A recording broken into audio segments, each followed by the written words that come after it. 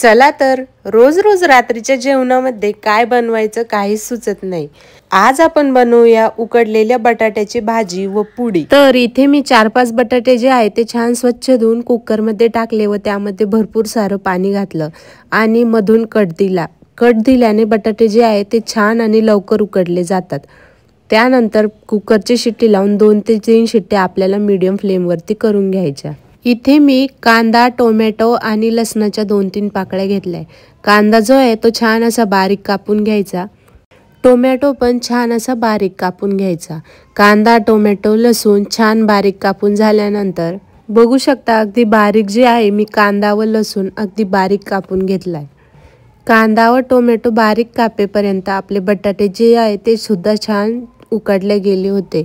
तर मी इथे यामध्ये थोडंसं गार पाणी घातलं म्हणजे बटाट्याचे चटके जे आहे ते हाताला बसणार नाहीत आणि पटापटा जे आहे ते बटाटे मी इथं छान सोलून घेते।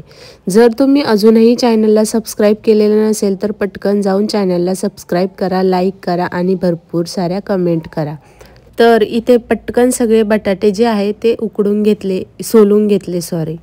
त्यानंतर कढाईमध्ये थोडं 2 चमचेभर इतकं तेल घातलं व 2 लाल सुक्या मिरच्या घातल्या। 2-4 तेजपत्ते सुद्धा मी यामध्ये ॲड केले।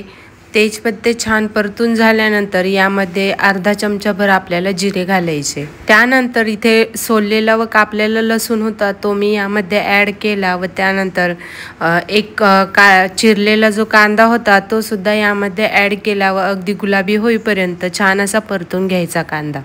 कांदा जो आहे तो छान परतला गेलाय। कांदा परतून झाल्यानंतर लगेचच आपल्याला यामध्ये टोमॅटो ॲड करायचं व छान असं मिक्स करून घ्यायचं।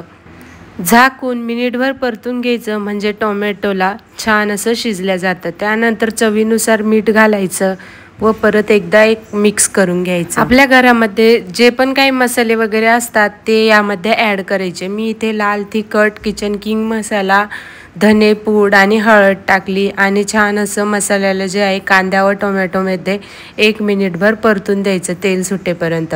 तर तुम्ही बघू शकता मसाला जो आहे तो छान असा परतला गेला आहे, सगळीकडून तेल सुद्धा सुटलंय। आता उकडलेले जे बटाटे आहे ते हातानेच आपल्याला मॅश करायचे, कापून वगैरे टाकायचे नाही, त्यामध्ये ही चव उतरत नाही। मॅश केल्याने छान जी आहे ती चव उतरली जाते। काही जाड वगैरे राहतात, काही बारीक होतात, अगदी छान लागतात चवीला। बटाटे यामध्ये ॲड केल्यानंतर परत 1-2 मिनिटभर छान असं परतून घ्यायचं म्हणजे सगळा मसाला जो आहे तो बटाट्याला लागला जातो, मसाल्याचा फ्लेवर बटाट्यामध्ये उतरला जातो। आता तुम्हाला कशी ग्रेव्ही हवी त्यानुसार तुम्ही यामध्ये पाणी ॲड करा। तर थोडं पातळच ठेवा कारण की नंतर ही भाजी शिजून घट्ट होते। तर मी या पद्धतीने 1-1.5 ग्लासभर इतकं पाणी टाकलंय व यावरती थोडीशी कोथिंबीर टाकली। छान असं झाकण ठेवून 4 ते 5 मिनिटं आपल्याला भाजी जी आहे ती छान अशी शिजवून घ्यायची। 4 ते 5 मिनिटांनंतर आपली भाजी छान अशी शिजल्या गेली, गदगद उकळतीये। आजचा व्हिडिओ तुम्हाला कसा वाटला मला कमेंटमध्ये नक्की सांगा। व्हिडिओ आवडल्यास लाईक, शेअर, सबस्क्राईब नक्की करा। जोपर्यंत भाजी शिजत होती तोपर्यंत मी एकीकडे लगेचच सगळ्या पुऱ्या ज्या आहेत त्या करून घेतल्या होत्या। तर मस्त असं जेवण करूया। चला भेटूयात पुढच्या व्हिडिओमध्ये, तोपर्यंत बाय। चॅनलला नक्की सबस्क्राईब करून जा।